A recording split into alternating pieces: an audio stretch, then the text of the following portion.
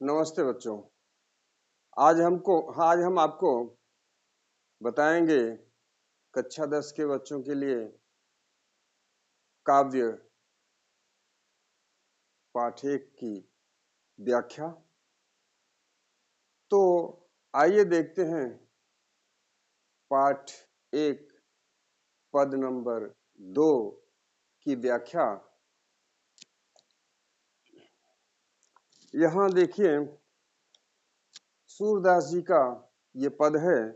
यहाँ लिख रहे हैं सूरदास जी, अविगत गति कछु कहत न आवे, ज्यों गूंगे मीठे फल को रस अंतर्गत ही भावे, परम स्वाद सबहि सुनिरंतर अमित तोष उपजावे, मन बानी को अगम अगोचर सो जाने जो पावे, रूप रेख गुण जात जुगत बिन निरालंब कित धावे, सब विधि अगम विचारहि ताते सूर सगुन पद गावहि।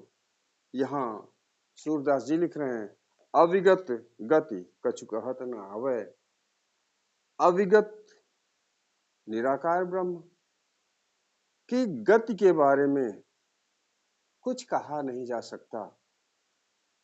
निराकार जिसका कोई आकार नहीं है, जिसकी कोई रूपरेखा नहीं है, जिसका कोई बिंब नहीं है, उसके बारे में कुछ कैसे कहा जा सकता है, ये सूरदास जी कह रहे हैं। क्योंकि सूरदास जी सगुण उपासक हैं, प्रभु श्री कृष्ण की उपासना करते हैं। उनके आराध्य प्रभु श्री कृष्ण हैं, जो कि सगुण हैं, साकार हैं। तो सगुण और साकार के उपासक सूरदास जी निर्गुण और निराकार की उपासना करने वाले लोगों के बारे में कह रहे हैं कि अविगत गति कछु कहत न आवे। ईश्वर के निराकार स्वरूप के बारे में कुछ कहा नहीं जा सकता। ज्यों गूंगे मीठे फल को रस अंतर्गत ही भावे। बता रहे हैं कि जिस प्रकार से गूंगा व्यक्ति मीठे फल को खाता है, उसके रस का आनंद लेता है, अंतर्गत ही भाव है, मन ही मन में उस मीठे फल के रस को खाकर अति प्रसन्न होता है, आनंदित होता है। परम स्वाद सब ही तो सुनिरंतर अमित तोष उपजावे। वह मीठे फल के परम स्वाद को, अति प्रिय लगने वाले स्वाद को चख करके अंदर ही अंदर संतुष्ट होता है, बहुत ही प्रसन्न होता है। अमित तोष उपजावे, वो अत्यंत प्रसन्न चित्त हो जाता है। मन बानी को अगम अगोचर सो जाने जो पावे। यहाँ कह रहे हैं सूरदास जी कि यह उसी प्रकार से, अर्थात निराकार ब्रह्म उसी प्रकार से है जिस प्रकार से गूंगे व्यक्ति के लिए मीठे फल का पान करना। क्योंकि मीठे फल के पान करने के पश्चात जुबान से हीन गूंगा व्यक्ति उसके बारे में कुछ नहीं बता सकता। उसी प्रकार से निर्गुण निराकार की उपासना करने वाला व्यक्ति ईश्वर के गुणों को जान तो जाता है, किंतु वह उसके बारे में कुछ बता नहीं पाता। मन वाणी को अगम अगोचर सो जाने जो पावे। जिस प्रकार से मन और वाणी से अगम और अगोचर होने के कारण गूंगा व्यक्ति मीठे फल के रस का वर्णन नहीं कर पाता, उसी प्रकार से निराकार ब्रह्म की उपासना करने वाले लोग निराकार ब्रह्म के बारे में कुछ भी बता नहीं पाते। ये जिस व्यक्ति को प्राप्त होता है, अर्थात निर्गुण निराकार ब्रह्म का ज्ञान जिस व्यक्ति को होता है, वह उस ज्ञान से स्वयं तो आनंदित हो लेता है, लेकिन उस ज्ञान का बखान दूसरों से नहीं कर पाता। आगे कह रहे हैं, रूप रेख गुण जाति जुगत बिन।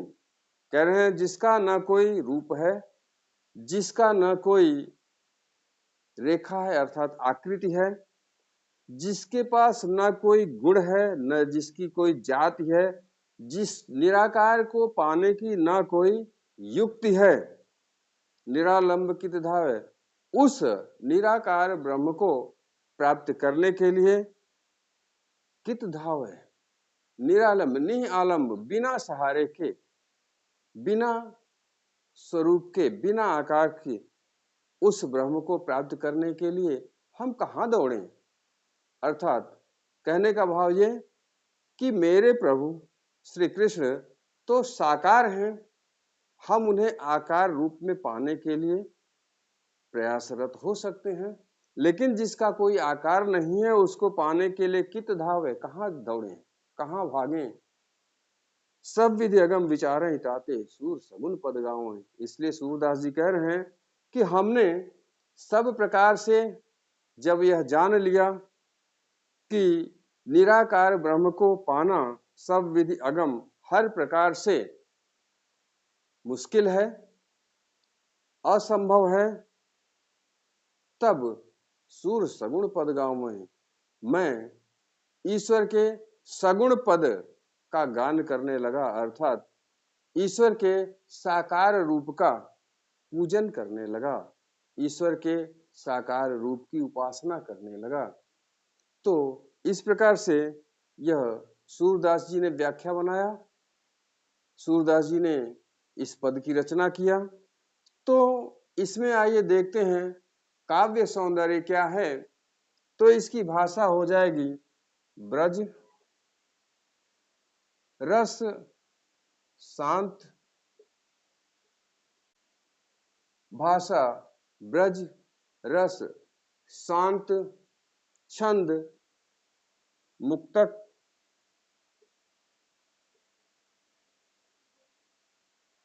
और अलंकार। अलंकार यहां दूसरी लाइन में परम स्वाद सब ही सु, अनुप्रास,